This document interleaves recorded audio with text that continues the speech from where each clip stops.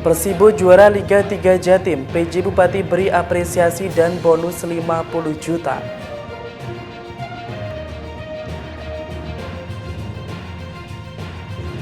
Diterjang banjir jembatan antar kecamatan di Tuban putus. Assalamualaikum warahmatullahi wabarakatuh, pemirsa JTV Bojonegoro, apa kabar Anda hari ini? Selain dua informasi tadi, kami masih memiliki informasi menarik lainnya dari wilayah Bojonegoro dan sekitarnya. Bersama saya Dodi Prastio, inilah sketsa Bengawan selengkapnya.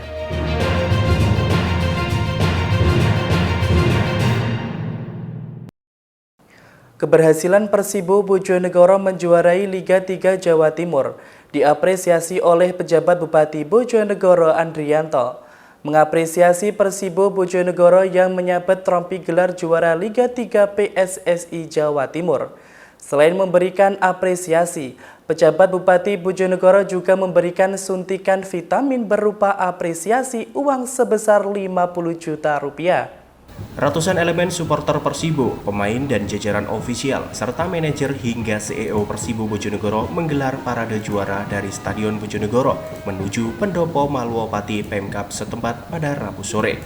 Ini dilakukan setelah Persibo menjuarai kompetisi sepak bola Liga 3 PSSI Jawa Timur.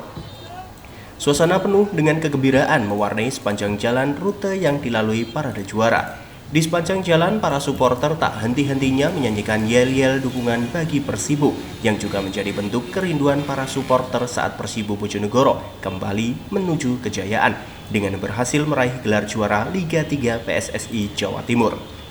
Sesampainya di Pendopo Malwopati Pemkab Bojonegoro, jajaran manajer, pemain, ofisial serta CEO Persibo disambut secara langsung oleh penjabat Bupati Bojonegoro dan sekretaris daerah.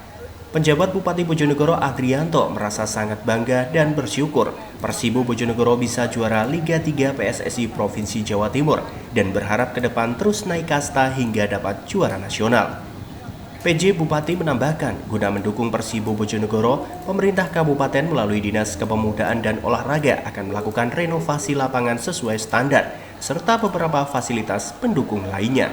Bu, juara Liga 3 Jatim nih Pak? Ya, Alhamdulillah Persibo bisa jadi juara Liga 3 Provinsi Jatim. Mudah-mudahan ini jadi langkah awal kita, Persibo kita naik kelas.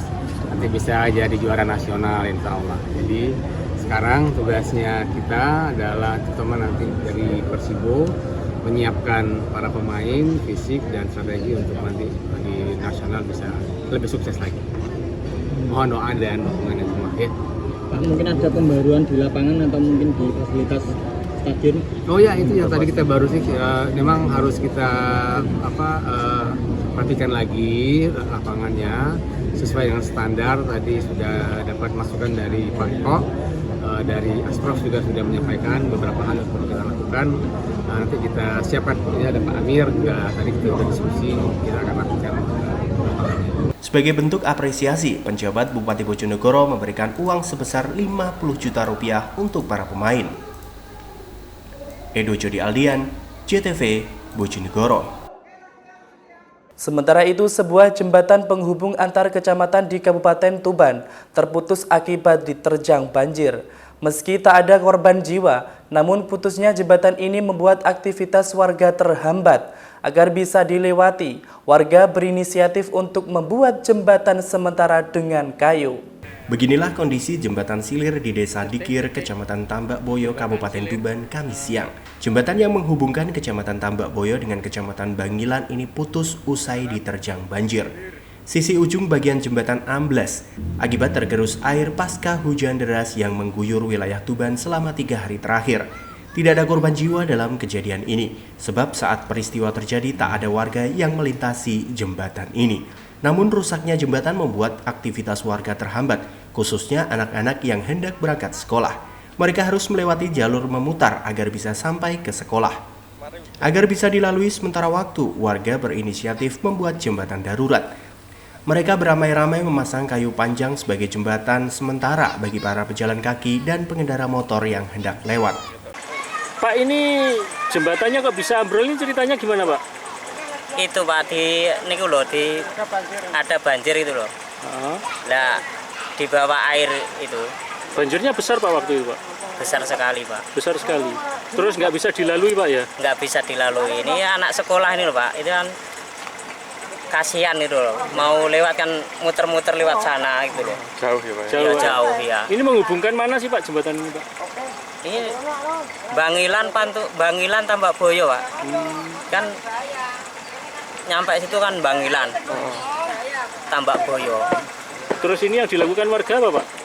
Ya ini buat jembatan rame-rame ini buat ya bisa berjalan lah. Pasca kejadian belum terlihat petugas memasang rambu-rambu peringatan maupun mengerahkan alat berat untuk melakukan perbaikan. Warga berharap agar pemerintah setempat segera mencarikan solusi atas permasalahan yang dialaminya. Ziki Muhammad, Husni Mubarok, JTV, Tuban.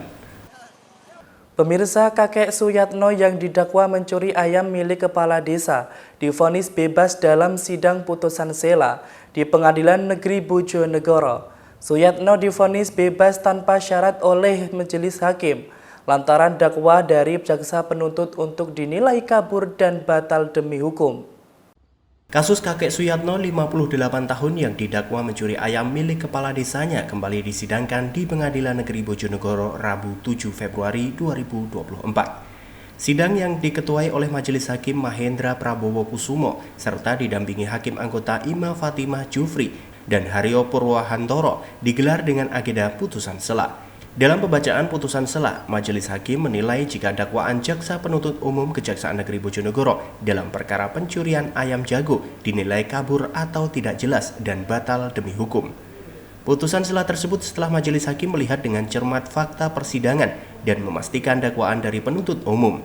Selain itu, Majelis Hakim Pengadilan Negeri Bojonegoro meminta Panitera mengembalikan berkas perkara kepada Jaksa Penuntut Umum serta membebaskan terdakwa Suyatno dari tahanan. Humas Pengadilan Negeri Bojonegoro Soni mengatakan melalui putusan sela tersebut amar putusan menyatakan keberatan dari penasihat hukum diterima, kemudian menyatakan surat dakwaan batal demi hukum dan memerintahkan kepada Panitera mengembalikan berkas perkara kepada penuntut umum serta membebaskan terdakwa setelah putusan dibacakan. Soni menambahkan, jika penuntut umum tidak menerima putusan bisa melakukan upaya hukum berupa perlawanan ke Pengadilan Tinggi melalui Pengadilan Negeri Bojonegoro. Atau penuntut umum bisa terima dan memperbaiki dakwaan serta mengajukan ulang perkara ini. Perkara nomor 7 B 2024 PN Bojonegoro atas nama terdakwa Suyatno hari ini putus melalui putusan sela. Dengan putusan sela amarnya menyatakan keberatan dari penasihat hukum terdakwa tersebut diterima. Kemudian 2 menyatakan surat dakwaan batal demi hukum. Kemudian memerintahkan kepada Panitera mengembalikan berkas perkara ini kepada penuntut umum.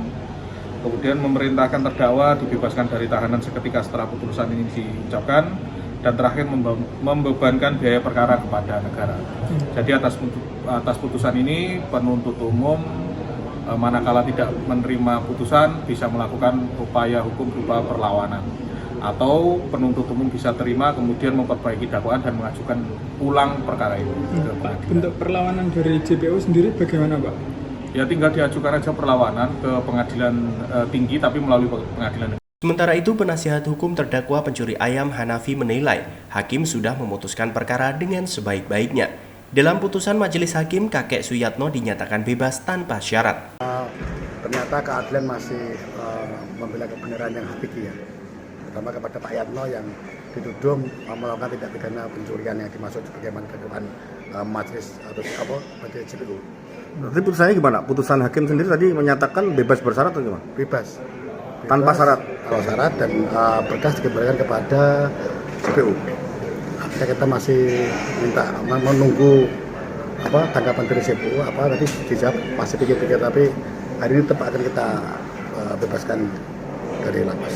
Usai dinyatakan bebas tanpa syarat, isak tangis keluarga mewarnai kebebasan Suyatno dari lapas kelas 2A Bojonegoro.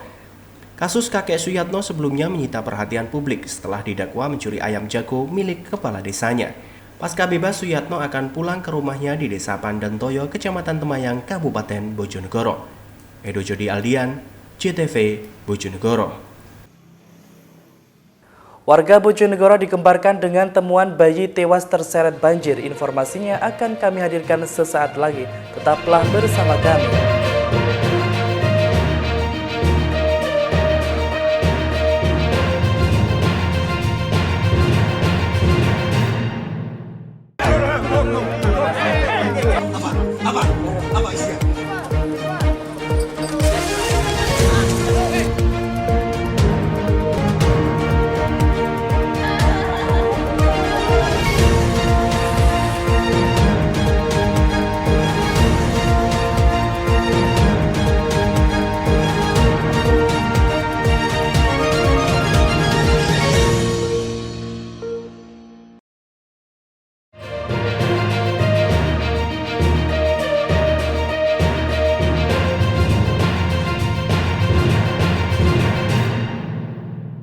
Terima kasih pemirsa, Anda masih bersama kami.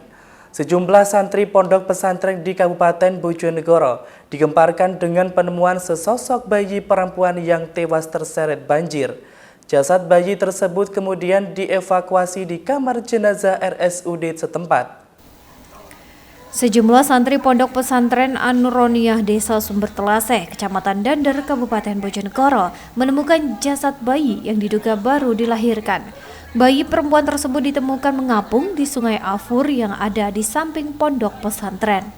Bayi yang masih lengkap beserta tali pusar tersebut ditemukan sejumlah santri saat sedang tengah memperbaiki paralon. Tanpa sengaja, mereka justru melihat sesosok jasad bayi tersangkut di paralon tersebut. Kejadian ini kemudian dilaporkan kepada pihak kepolisian. Dari hasil pemeriksaan awal, jasad bayi naas itu diketahui berjenis kelamin perempuan dengan panjang 39 cm dan berat 701 gram.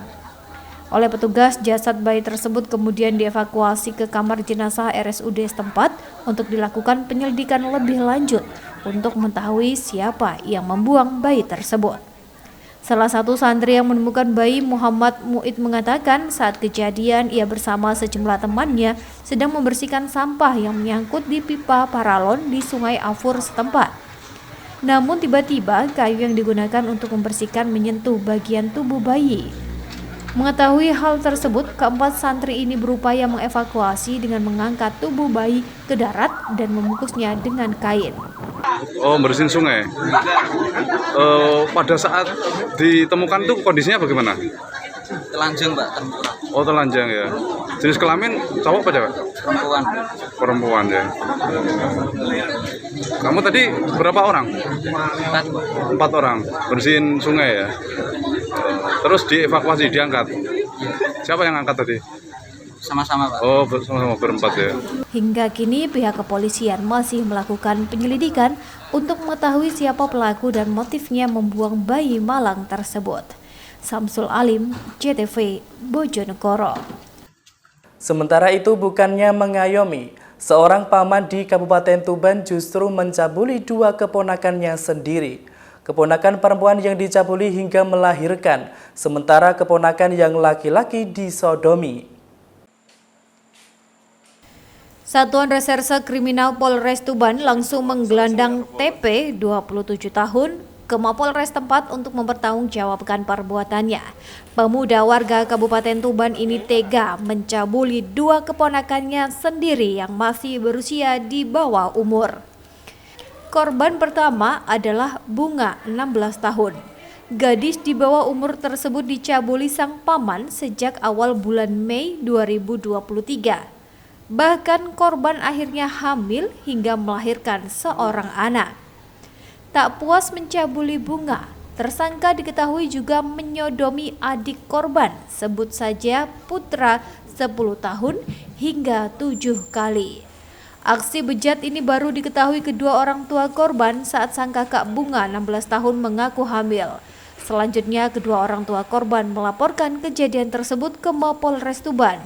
Kasat Reskrim Polres Tuban AKP Rianto mengungkapkan pelaku mengancam kedua korban untuk melancarkan aksinya, yakni dengan mengancam akan membunuh orang tua korban jika tidak menuruti kemauannya. Modusnya, Dan? Untuk modus, awalnya korban dan tersangka ini adalah memang masih ada hubungan saudara. Yang paman tersangka ini adalah paman dari korban.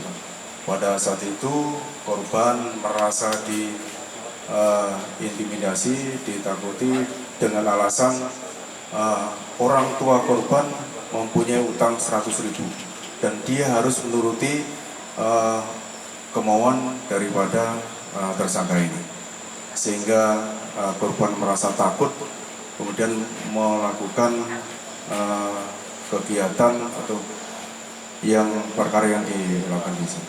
Itu dilakukan di mana, Dan? Menurut informasi keterangan dari korban adalah sebanyak 4 kali. Di mana, Dan, itu? Di taman belakang Cafe Havana, berada di wilayah Kecamatan Kota. Kos-kosan, Dan, berarti? Di kafe, belakang kafe ada taman. Dia melakukan ini secara sadar atau terpengaruh obat-obatan, Dan? Secara sadar. Akibat perbuatannya, kini pelaku harus mendekam di sel tahanan Polres Tuban. Tersangka dijerat pasal 289 KUHP tentang pencabulan dengan ancaman hukuman maksimal 15 tahun penjara. Sementara korban yang sebelumnya hamil kini tengah melahirkan. Ziki Muhammad, Husni Mubarok, JTV, Tuban. Pemirsa, hingga kini Satlantas Polres Ngawi masih mendalami keterangan dari sejumlah saksi terkait kasus kecelakaan bus rombongan Satgas Partai Hanura di ruas tol Ngawi kilometer 554. Polres Ngawi juga menunggu hasil tim traffic assistant analysis Polda Jatim untuk mengetahui penyebab kecelakaan. Pihak Satlantas Polres Ngawi masih melakukan penyidikan terkait kasus kecelakaan yang terjadi pada bus pariwisata PO Eva Trans Jaya yang mengangkut rombongan anggota Satgas Partai Hanura Minggu pagi 4 Februari. Pemeriksaan terhadap sejumlah saksi juga masih dilakukan serta mengumpulkan bukti-bukti pendukung. Kasat Lantas Polres Ngawi AKP M. Sapari menjelaskan hingga kini sudah ada 4 saksi yang dimintai keterangan, mulai dari pengemudi truk dan beberapa dari penumpang bus yang selamat. Menurutnya hingga kini belum sampai proses penetapan tersangka. Pihaknya masih fokus terhadap penyebab dan awal kecelakaan terjadi, termasuk menunggu hasil dari penyelidikan dan olah TKP yang kemarin dilakukan tim Traffic Accident Analysis atau TAA Polda Jatim. Untuk perkembangan penyidikan sementara masih kita melakukan pemeriksaan, terutama para saksi yang pada saat itu ada di lokasi atau di tempat kejadian perkara. Sampai berapa saksi dan yang sudah diperiksa mulai kemarin? Sementara masih 3-4 saksi untuk sampai dengan hari ini. Terus untuk korban yang dirawat sendiri untuk di wilayah Ngawi? Korban yang dirawat sampai dengan pagi hari ini 3 rawat inap di Rumah Sakit Bituto, 1 rawat ulangi 1 dirujuk ke Rumah Sakit Adi Husada Surabaya. Belum menentukan tersangka atau sementara belum, sambil nanti kita ambil dari hasil olah TKP tambahan yang kami datangkan untuk unit TAA dari Subdit Jakum di Lantas Polda Jatim itu nanti. Seperti diketahui, bus rombongan Satgas Partai Hanura mengalami kecelakaan pada Minggu 4 Februari di jalur tol Ngawi. 3 korban tewas akibat kejadian itu. Ito Wahyu, JTV, Ngawi. Jelang Imlek, kelenteng Kuan Sing Bio Tuban dihiasi lampion hingga sio naga. Informasinya akan kami hadirkan sesaat lagi. Tetaplah bersama kami.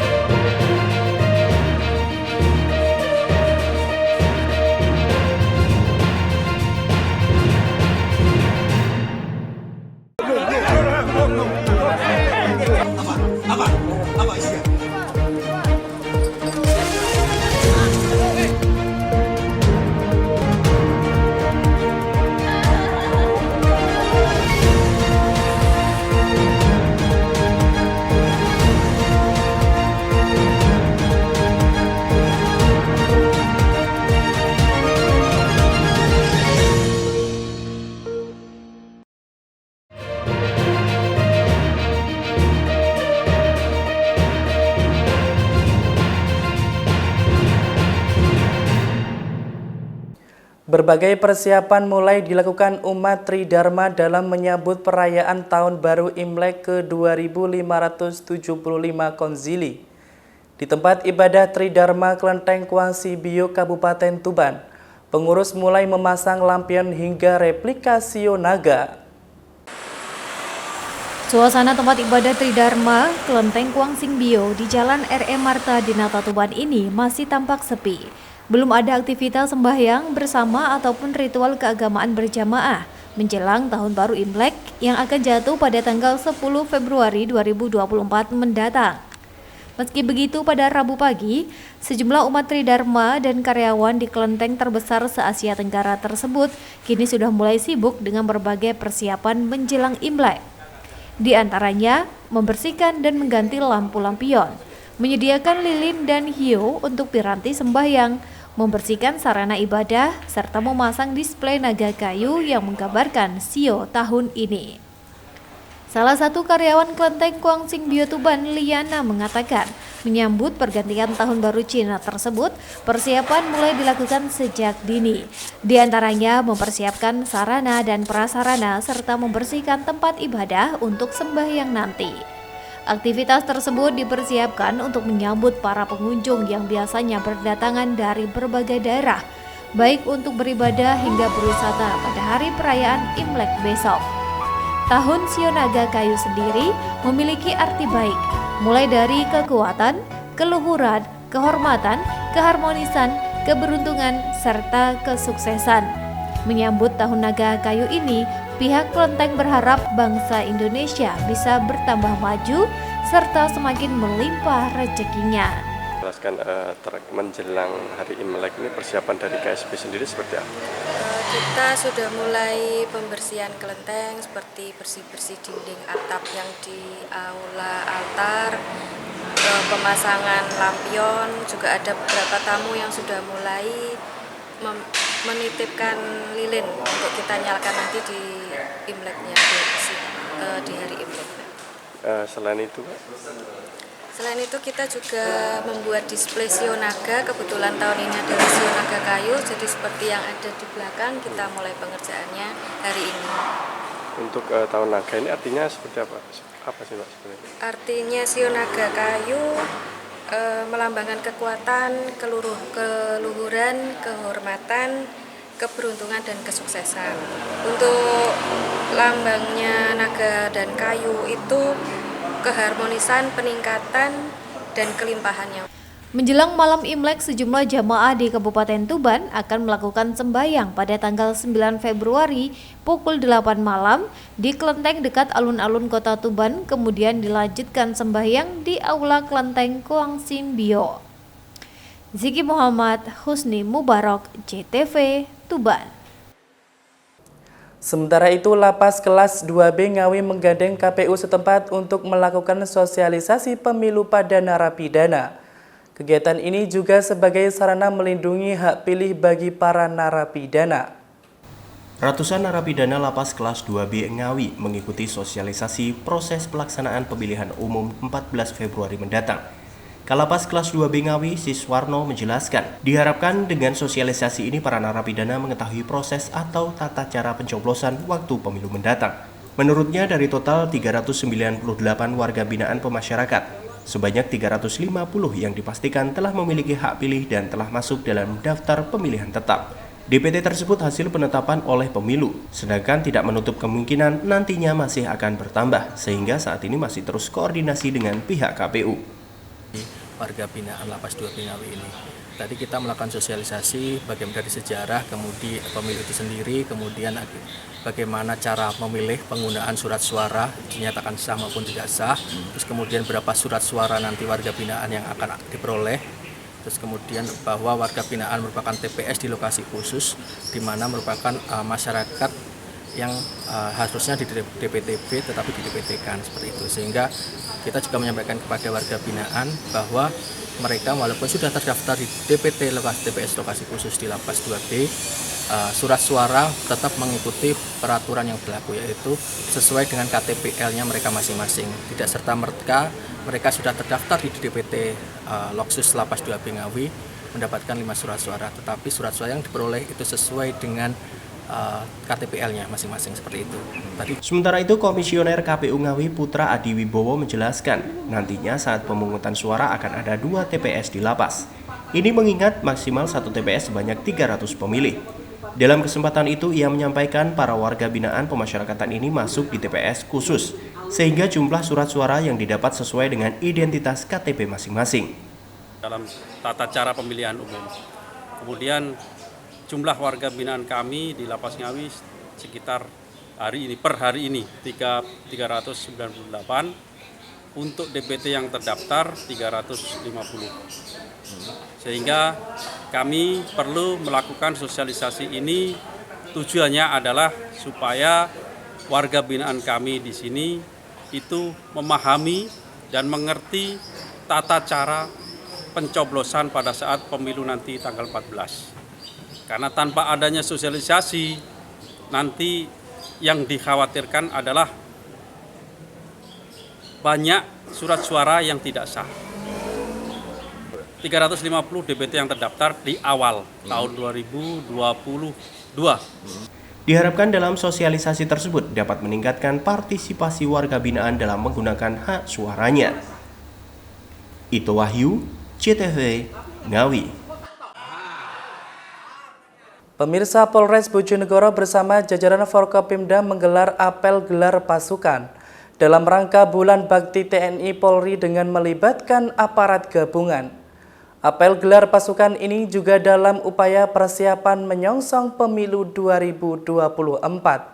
Apel gelar pasukan Bulan Bakti TNI Polri berlangsung di halaman Mapolres Bojonegoro dan dipimpin oleh Kapolres Bojonegoro AKBP Mario Prahatinto bersama Forkopimda.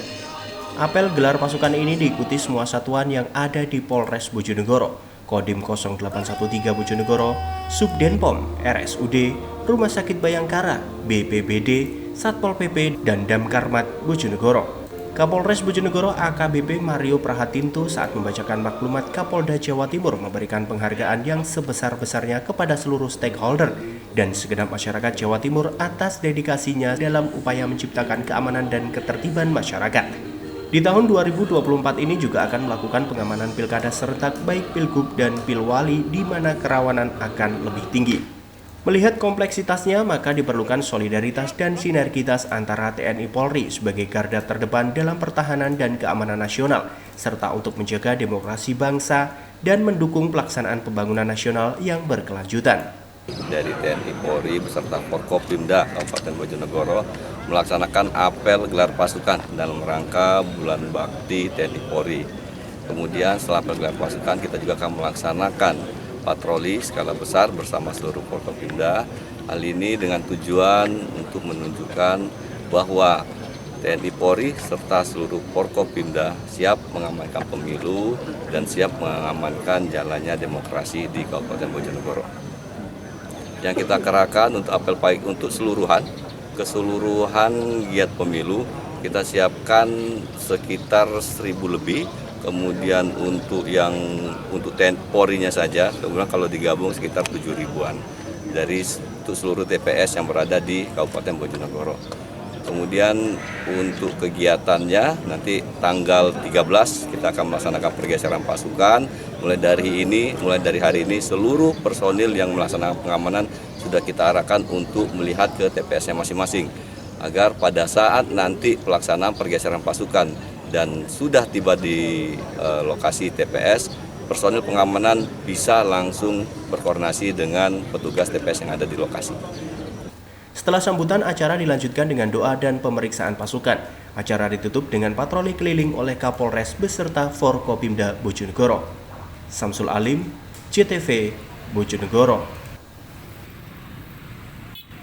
Pemirsa, informasi tadi menutup jumpa kita di Sketsa Bengawan edisi hari ini. Jangan lupa follow akun sosial media kami di bawah ini. Kirimkan kritik dan saran Anda di email kami di jtvbojonegoro@jtv.co.id. Saya Dodi Prastyo dan kru yang bertugas pamit undur diri dari hadapan Anda. Wassalamualaikum, salam JTV Bojonegoro.